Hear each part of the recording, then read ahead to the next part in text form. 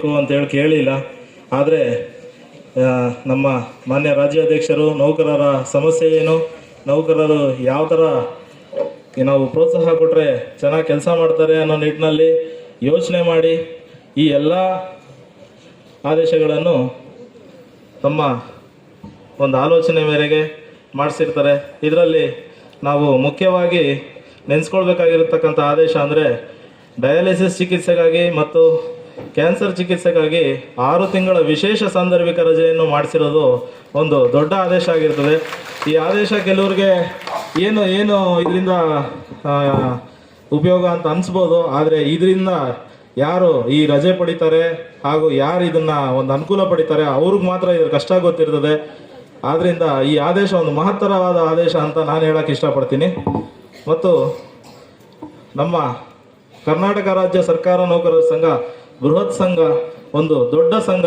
ಈ ಸಂಘಟನೆಯ ಶಕ್ತಿ ಏನು ಅಂತ ನಾವು ಈಗಾಗಲೇ 1/3/2023 ಒಂದು ದಿನದ ಏನು ನಾವು 7ನೇ ವೇತನ ಆಯೋಗಕ್ಕೆ ಸ್ಟ್ರೈಕ್ ಮಾಡೋದಕ್ಕೆ ಒಂದು ಕರೆ ಕೊಟ್ಟಿದ್ವಿ. ಆವತ್ತೊಂದು ದಿನ ಅದಕ್ಕೆ ಸಂಬಂಧಪಟ್ಟ ಪೂರ್ವಭಾವಿ ಸಭೆಯನ್ನು ಕರೀತಾರೆ ನಮ್ಮ ಕರ್ನಾಟಕ ರಾಜ್ಯ ಸರ್ಕಾರ ನೌಕರರ ಭವನದಲ್ಲಿ. ಅವತ್ತು ಸೇರಿದ್ದಂತಹ ಜನಸಾಗರ ನೋಡಿದ್ರೆ ಗೊತ್ತಾಗುತ್ತೆ ಮಾನ್ಯ CS ಷಡಾಕ್ಷರಿರವರ ಸಂಘಟನಾ ಶಕ್ತಿ ಏನು ಅನ್ನೋದನ್ನು ನಾವಲ್ಲಿ ನೋಡ್ಬೋದಾಗಿತ್ತು. ಸುಮಾರು ನೋಡಿದಷ್ಟು ಜನ ಇದ್ದರು, ನಮಗೆ ಸಾಗರದಂತೆ ಕಾಣಿಸ್ತಾ ಇದ್ರು ಜನ. ನೋಡ್ತಾ ಇದ್ದಂಗೆ ಎಲ್ಲಿಂದ ಬಂದರು ಜನ, ಎಲ್ಲಿಂದ ಸೇರ್ತಾ ಇದ್ದಾರೆ ಈ ಜನ ಅನ್ನೋದು ಗೊತ್ತಾಗಲಿಲ್ಲ. ಅಂಥ ಸಂಘಟನೆ ಶಕ್ತಿ ಹೊಂದಿರತಕ್ಕಂಥ ನಮ್ಮ ರಾಜ್ಯಾಧ್ಯಕ್ಷರು ಹಾಗೂ ಕಳೆದ ಅವಧಿಯಲ್ಲಿ 2 ಸಮ್ಮೇಳನ ಮಾಡಿದರು. ಒಂದು ಸನ್ಮಾನ್ಯ ಮುಖ್ಯಮಂತ್ರಿಗಳಿಗೆ ಒಂದು ಅಭಿನಂದನಾ ಕಾರ್ಯಕ್ರಮ ಮಾಡಿದ್ರು, ಮತ್ತು ಇನ್ನೊಂದು ಹಕ್ಕೊತ್ತಾಯ ಮಾಡಿದ್ರು. ಆ ಒಂದು ಸಮ್ಮೇಳನಕ್ಕೆ ಜನ ಸೇರಿದ್ದಂಥ ರೀತಿ ಒಳಗಡೆ ಹೋದವ್ರು ಆಚೆ ಕೂಡ ಬರೋಕ್ಕಾಗಲಿಲ್ಲ. ಏನೋ ಬಂದ್ಬಿಡೋಣ ಅಂತ ಪ್ರೋಗ್ರಾಮ್ ನೋಡೋಕೆ ಒಳಗಡೆ ಹೋದರೆ ಅಲ್ಲೇ ಲಾಕು, ಆಚೆ ಬರೋಕ್ಕೆ ಕೂಡ ಆಗಲಿಲ್ಲ ಆಗಿತ್ತು.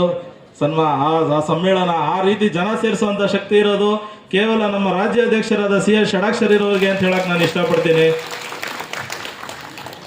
ಹಾಗೂ ಏನು ನಮ್ಮ ಹಬ್ಬದ ಮುಂಗಡ 10,000 ಇದ್ದಿದ್ದನ್ನು 25,000ಕ್ಕೆ ಹೆಚ್ಚಿದ್ರು.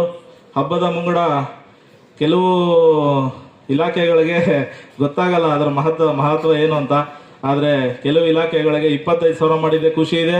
ಈ ಅವಧಿಯಲ್ಲಿ ಈಗಾಗಲೇ ಅದನ್ನು 50,000 ಮಾಡೋಕ್ಕೆ ಒಂದು ಕರೆ ಕೊಟ್ಟಿದ್ದಾರೆ. ಅದನ್ನು ಹತ್ತಿರದಲ್ಲೇ ಮಾಡಿಸ್ತಾರೆ ಅಂತ ಹೇಳ್ತಾ ಅದನ್ನು ನಾನು ಸಂತೋಷದಿಂದ ಹೇಳ್ತಾ ಇದ್ದೀನಿ. ಅಧ್ಯಕ್ಷರು ಯಾವುದೇ ಮಾತು ಹೇಳಿರೋದು ಯಾವುದು ಇವರೆಗೂ ಫೇಲ್ಯೂರ್ ಆಗಿಲ್ಲ, ಎಲ್ಲ ಆಗ್ತವೆ. ಅದ್ರ ಜೊತೆಗೆ ಇದು ಆಗುತ್ತೆ. ಮತ್ತು ಏನು ನಾವು ಎಲ್ಲರಿಗೂ ಏಪ್ರಿಲ್ 21 ನೌಕರರ ದಿನಾಚರಣೆ ಅನ್ನೋವಂಥ ಒಂದು ಹಬ್ಬದ ವಾತಾವರಣ ಸೃಷ್ಟಿ ಮಾಡುವಂಥ ಭಾಗ್ಯ ನಮ್ಮ ಮಾನ್ಯ CS ಷಡಾಕ್ಷರಿ ಸರ್ ಅವರು ಕೊಟ್ಟಿದ್ದಾರೆ.